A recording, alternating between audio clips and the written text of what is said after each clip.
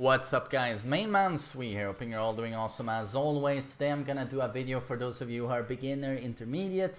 I'm gonna talk about what I call the general rule of a matchup when fighting a specific character.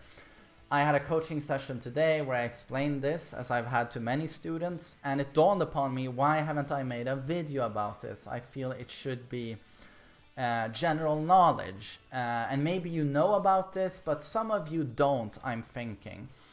So for example, when you want to learn a matchup, let's say you want to learn how to fight against Ling, you might do what a lot of people do. You look at her, for example, what are her top 15 moves?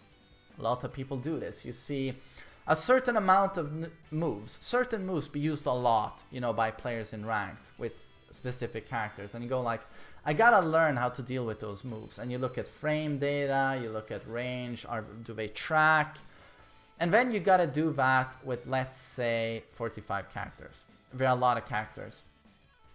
But do you know what is much more important than that? Much more important, rather than knowing how to punish certain moves Ling has.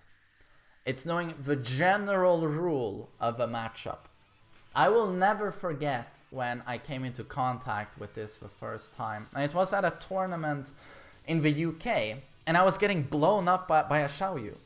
I was doing what I always do with Kaisa. I was running in with electrics, I was trying to do hell sweeps, forward free, you know, the 50-50 mix up, but I was always getting blown up. And he said to me, main man, when you're fighting against Xiaoyu, you can never be on the offensive. You have to let the Xiaoyu dictate the match.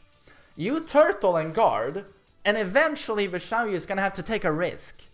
And then, hopefully you know the matchup, but then you take advantage of the opening you get.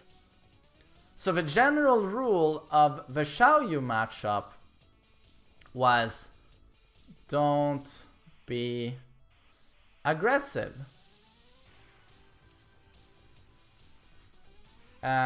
Defense is favored here, because her crushing with Art of Phoenix and many panic moves and other attacks is just too strong. You can't be on the offensive, yet you have to guard. And that worked wonders for me.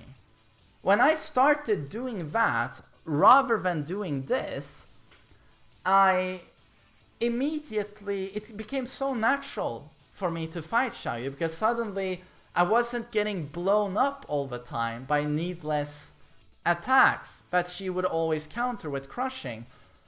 So I had much more success immediately, and I could take my time suddenly, as I didn't die all the time, to absolutely get into the flow of fighting a Xiaoyu. I'm gonna go with another example, Bryan. General rules with Bryan is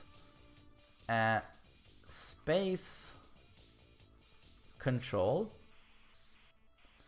and this is broken down into homing. He has some of the best homing moves and they're safe, so he will shut down your stepping immediately if he knows what he's doing. We have down forward 4, we have forward 4, we have the excellent 1+2, and we have moves like forward 3 and other key moves who have built-in tracking that deal very well with stepping. And even if you're close to him and you try and backdash, for example 3+4, long range tool, forward 2, same thing, forward 4, excellent range on that as well. So he controls the space very, very well. And why is he allowed to do this?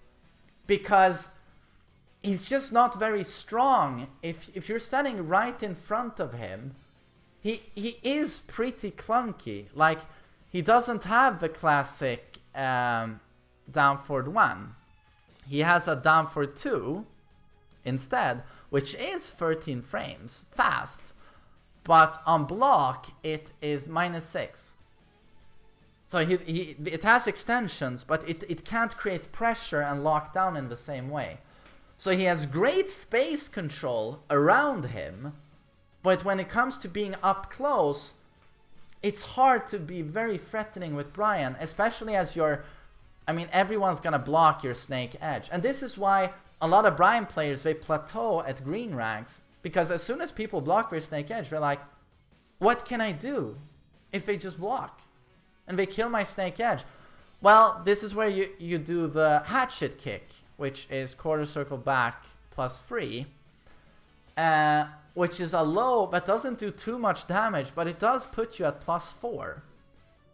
And this is where you create momentum with those frames. So, the general rule with Bryan is don't sidestep too much, or I would say even move too much, because this is 50-50 just isn't that scary. You block the snake edge on reaction, and what he has is a low soccer kick that it just isn't that scary.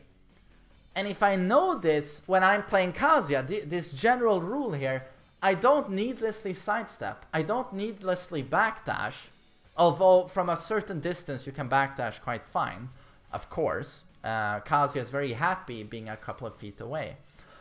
But I know in this matchup favors me, because his quarter circle back 3 is -13.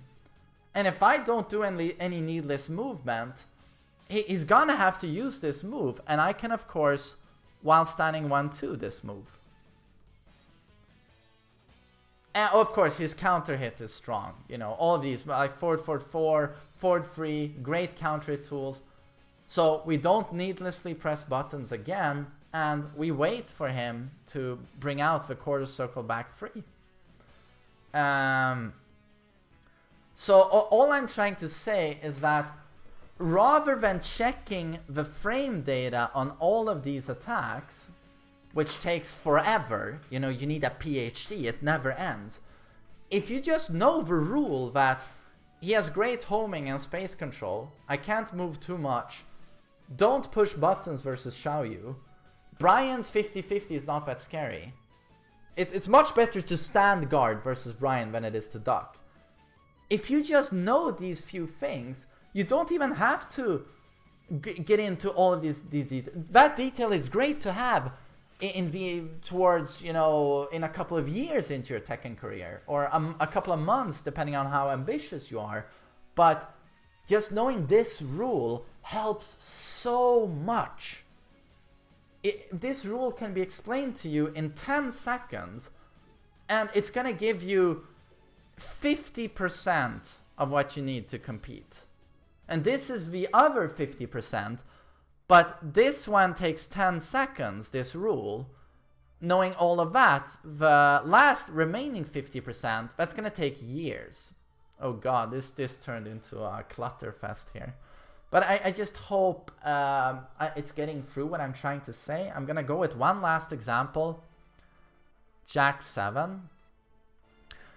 Jack 7 also has a degree of space control, which is very long arms. Like, for example, his down for 2, which is a 15 frame launcher. It has excellent range, so we don't want to whiff versus Jack. That's very important. But what are other general rules we can apply here? Jack has a huge hitbox. What does this mean? He has a very hard time to sidestep. He almost can't sidestep. And add to this a lack of panic moves. And moves that crush in general. And these two combined, it makes him very weak to pressure. And okay, he can sidestep. That means we can spam while running free. That is often plus 17 frames. You can't do that versus other characters. But now that we know this rule with Jack, he's very wide, big hitbox, lack of panic moves, suddenly we can take an advantage of so many things, and maybe even attacks we wouldn't use against other characters that can step them. So we can lock him down in a completely different way. And of course combine moves to pressure in a way where we can't. versus characters who maybe can crush them or step them.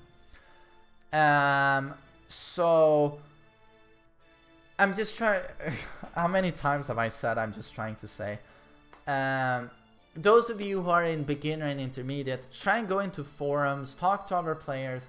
What are the general rules of engagement on certain matchups that you encounter a lot or you would want to get better at?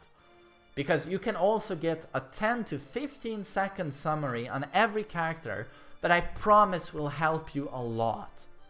Like I did now with Jack. I took too long to explain Bryan, but it's basically the space control and his 50-50 is not very scary. That's it. And with, who did I start out with? Xiao Yu, don't press any buttons. Let her dance around until she gives you an opening to counterattack. And we can do this with every character in the game. Kazuya. Okay, you know what? I'm gonna do my main character. Well, we'll do a last one. How can you beat Kazuya? I'm gonna explain in 10 seconds how you beat Kazuya.